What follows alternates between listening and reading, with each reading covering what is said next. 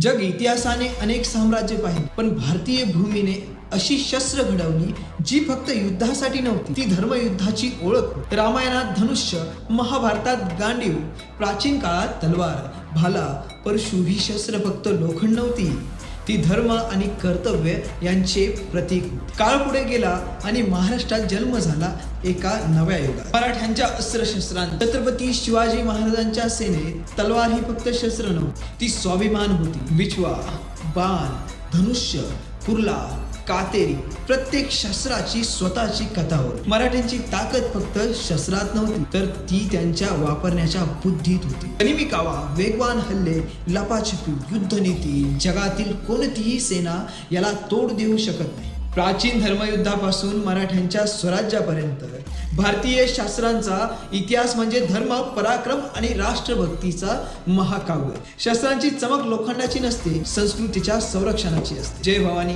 Jai Shivray.